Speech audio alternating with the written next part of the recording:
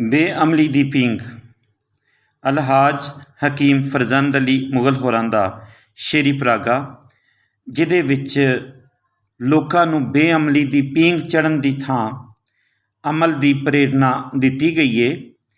ਇਸ ਸ਼ੇਰੀ ਪਰਾਗੇ ਦੇ ਵਿੱਚ ਜਿੱਥੇ ਅਮਲ ਦੀ ਪ੍ਰੇਰਨਾ ਮਿਲਦੀ ਹੈ, ਚੰਗੇ ਅਮਲ ਕਰਨ ਦੀ ਸਲਾਹ ਦਿੰਦੇ ਹੋਏ ਫਰਜ਼ੰਦ ਅਲੀ ਹੋਰੀ ਆਪਣੇ ਸ਼ੇਰਾਂ ਦੇ ਵਿੱਚ ਦੇਸ਼ ਪਿਆਰ ਨੂੰ ਵੀ ਮੌਜੂ ਬਣਾਉਂਦੇ ਨੇ। ਉਹ ਬਾਰ-ਬਾਰ ਦੇਸ਼ ਪਿਆਰ ਦੀ ਗੱਲ ਕਰਦਿਆਂ ਹੋਇਆਂ ਉਹਨਾਂ ਬੇਅਮਲ ਸਿਆਸਤਦਾਨਾਂ ਦੇ ਉੱਤੇ ਵੀ ਕਰੜੀ ਤਨਕੀਦ ਕਰਦੇ ਨੇ ਜੋ ਲੋਭੀ ਨੇ। ਜਿਵੇਂ ਕਿ ਉਹ ਆਪਣੀ ਇੱਕ ਨਜ਼ਮ ਲੋਕ ਦੇ ਵਿੱਚ ਲਿਖਦੇ ਨੇ, ਆਪਣਾ ਆਪਣਾ ਜ਼ਾਹਿਰ ਕਰਦੇ ਬਹੁਤ ਸਿਆਣੇ ਲੋਕ, ਆਪਣਾ ਆਪਣਾ ਜ਼ਾਹਿਰ ਕਰਦੇ ਬਹੁਤ ਸਿਆਣੇ ਲੋਕ, ਲੁੱਟ ਕੇ ਲੈ ਗਏ ਵਾਰੋ ਵਾਰੀ ਮੁਲਕ ਖਜ਼ਾਨੇ ਲੋਕ। ਤੇ ਹਮਦਰਦੀ ਦਾ ਢੋਂਗ ਰਚਾਇਆ, ਹਮਦਰਦੀ ਦਾ ਢੋਂਗ ਰਚਾਇਆ, ਖੁਸ਼ਹਾਲੀ ਦੀਆਂ ਬਾਤਾਂ, ਕੁਰਸੀ ਉੱਤੇ ਬੈਠਣ ਖਾਤਰ ਕਰਨ ਬਹਾਨੇ ਲੋਕ।